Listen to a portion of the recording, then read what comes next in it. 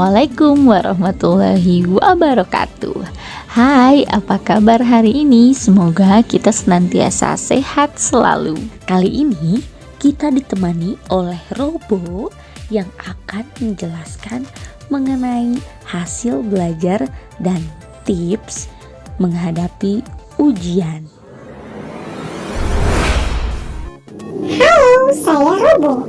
Sekarang kita akan membahas mengenai pengertian hasil belajar. Hasil belajar merupakan perubahan perilaku dan kemampuan secara keseluruhan yang dimiliki oleh siswa setelah belajar yang diwujudkan berupa kemampuan kognitif, afektif, dan psikomotor yang disebabkan oleh pengalaman. Hasil belajar ini dapat didefinisikan juga sebagai prestasi belajar yang dicapai oleh siswa dalam proses belajar. Nah, hasil belajar ini juga dipengaruhi oleh beberapa faktor. Yang pertama, faktor eksternal, yaitu berasal dari luar siswa, termasuk keluarga, sekolah, ataupun masyarakat. Yang kedua, faktor internal, faktor yang berasal dari dalam diri siswa, yaitu jasmani, meliputi kesehatan dan cacat tubuh. Yang keduanya, psikologi, meliputi intelijensi, perhatian, minat, bakat, motif, kematangan, dan kesiapan. Dan yang ketiga, kelelahan, meliputi kelelahan jasmani ataupun kelelahan rohani. Nah, sekarang Robo punya tips untuk menghadapi ujian. Ujian sekolah harus dipersiapkan dengan baik agar mendapatkan hasil yang memuaskan.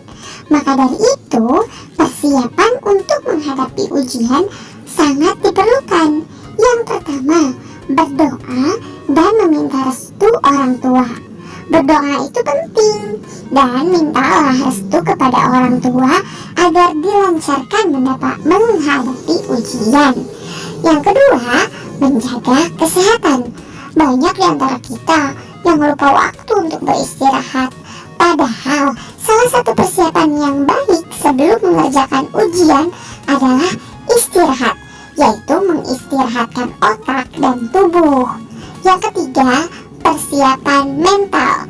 Jika materi ujian sudah dikuasai, maka persiapan mental atau psikis juga sangat penting.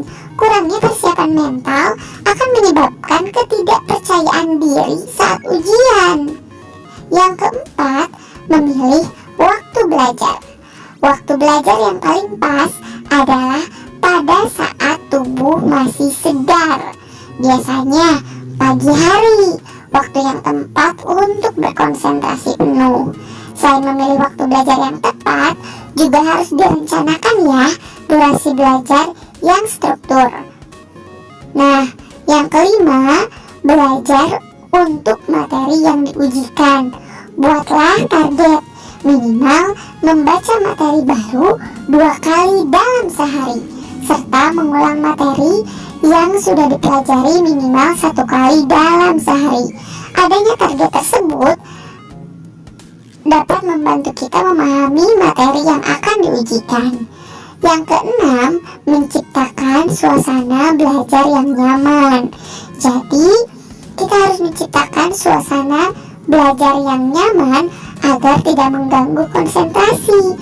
Mengingat bahwa masing-masing individu memiliki gaya belajar sendiri-sendiri, makanya harus disesuaikan dengan kenyamanan diri sendiri. Dan yang terakhir adalah berlatih mengerjakan soal-soal. Salah satu persiapan paling efektif sebelum menghadapi ujian adalah menguasai berbagai tipe-tipe soal yang akan diujikan. Sebelum mengerjakan berbagai tipe soal, harus sudah mampu menguasai materi-materi yang akan diujikan ya. Itu tadi penjelasan mengenai hasil belajar dan faktor yang mempengaruhi hasil belajar, serta tips persiapan menghadapi ujian dari Robo. Selanjutnya kita kembalikan ke Bu Eka ya. Terima kasih teman-teman. Terima kasih banyak Robo telah membantu saya memberikan tips dan pengertian mengenai hasil belajar. Untuk menambah tips dari Robo, saya mempunyai triks teknik belajar yang dikembangkan oleh Richard Philip Feynman. Teknik belajar ini bernama teknik belajar Feynman, yaitu teknik belajar seolah-olah mengajarkan kepada orang lain. Cukup dengan tulis catatan yang seolah-olah akan dibaca oleh orang lain dengan penyampaian yang sederhana dan mudah dipahami. 4 tahapan teknik belajar ini. Yang pertama, pilih materi yang akan dipelajari dan catat poin-poin pentingnya. Inti dari teknik ini adalah menyederhanakan dan memahami sesuatu dengan gaya bahasa kalian sendiri. Yang kedua, berpura-puralah kalian sedang mengajarkan materi tersebut kepada orang lain. Dengan demikian, kalian sendiri akan mengerti bagian-bagian mana yang sudah dikuasai maupun yang belum dipahami.